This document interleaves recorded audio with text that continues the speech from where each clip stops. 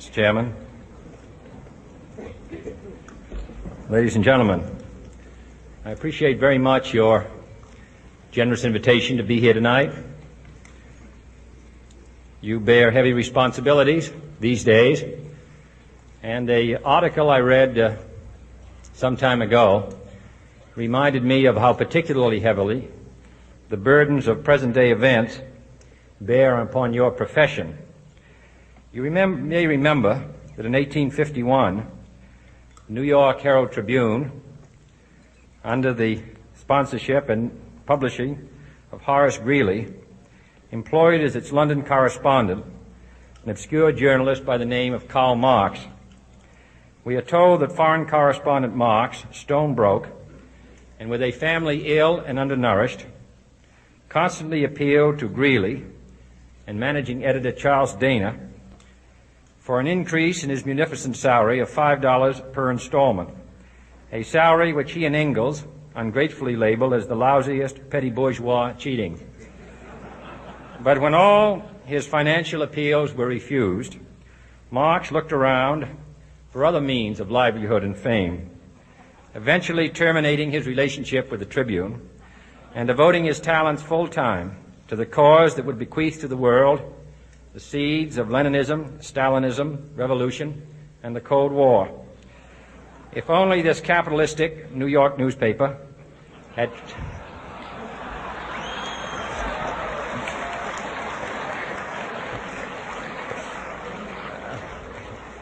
treated him more kindly, if only Marx had remained a foreign correspondent, history might have been different. And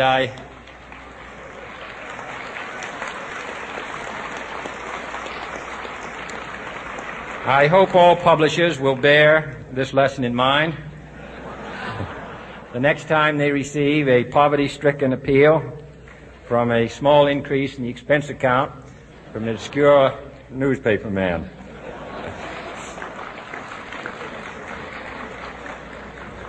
I have selected as the title of my remarks tonight, "The President and the Press."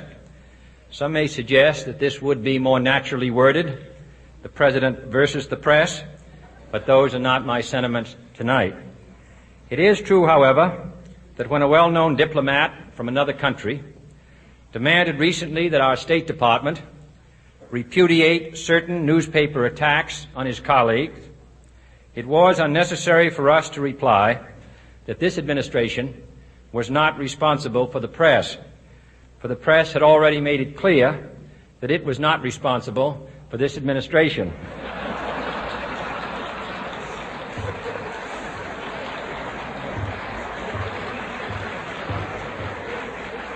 Nevertheless, my purpose here tonight is not to deliver the usual assault on the so-called one-party press. On the contrary, in recent months, I have rarely heard any complaints about political bias in the press except from a few Republicans. Nor is it my purpose tonight to discuss or defend the televising of presidential press conferences. I think it is highly beneficial to have some 20 million Americans regularly sit in on these conferences to observe, if I may say so, the incisive, the intelligent, and the courteous qualities displayed by your Washington correspondents. Nor, finally, are these remarks intended to examine the proper degree of privacy which the press should allow to any president and his family. If, in the last few months, your White House reporters and photographers have been attending church services with regularity, that has surely done them no harm.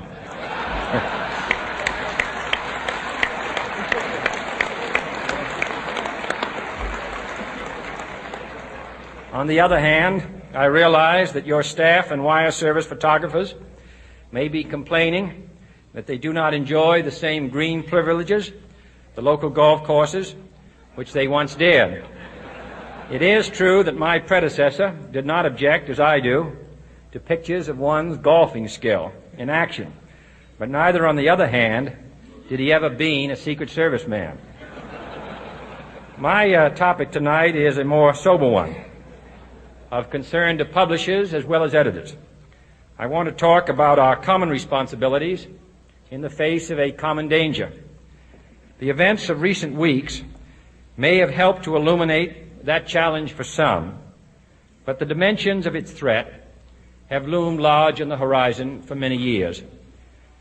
Whatever our hopes may be for the future, for reducing this threat or living with it, there is no escaping either the gravity or the totality of its challenge to our survival and to our security, a challenge that confronts us in unaccustomed ways in every sphere of human activity.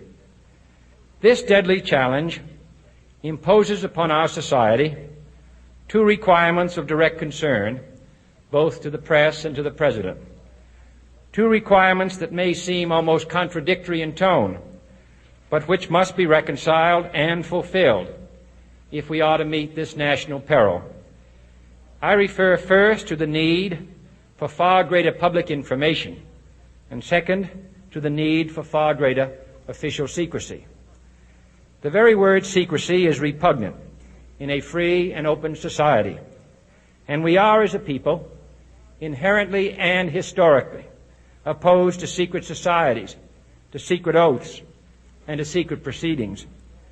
We decided long ago that the dangers of excessive and unwarranted concealment of pertinent facts far outweighed the dangers which are cited to justify it. Even today, there is little value in opposing the threat of a closed society by imitating its arbitrary restrictions. Even today, there is little value in ensuring the survival of our nation if our traditions do not survive with it. And there is very grave danger that an announced need for increased security will be seized upon by those anxious to expand its meaning to the very limits of official censorship and concealment.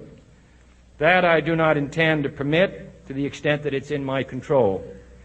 And no official of my administration, whether his rank is high or low, civilian or military, should interpret my words here tonight as an excuse to censor the news, to stifle dissent, to cover up our mistakes, or to withhold from the press and the public the facts they deserve to know.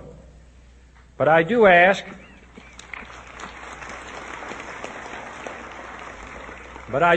every publisher, every editor, and every newsman in the nation to re-examine his own standards and to recognize the nature of our country's peril.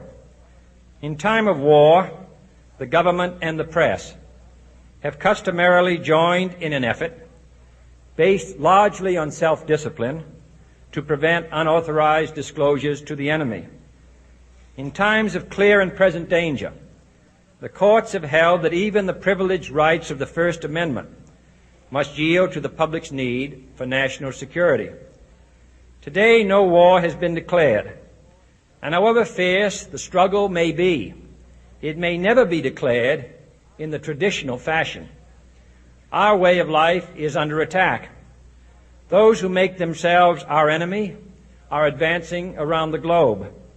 The survival of our friends is in danger. And yet no war has been declared. No borders have been crossed by marching troops. No missiles have been fired. If the press is awaiting a declaration of war before it imposes the self-discipline of combat conditions, then I can only say that no war ever posed a greater threat to our security. If you are awaiting a finding of clear and present danger, then I can only say that the danger has never been more clear, and its presence has never been more imminent. It requires a change in outlook, a change in tactics, a change in missions by the government, by the people, by every businessman or labor leader, and by every newspaper. For we are opposed around the world by a monolithic and ruthless conspiracy that relies primarily on covert means for expanding its sphere of influence, on infiltration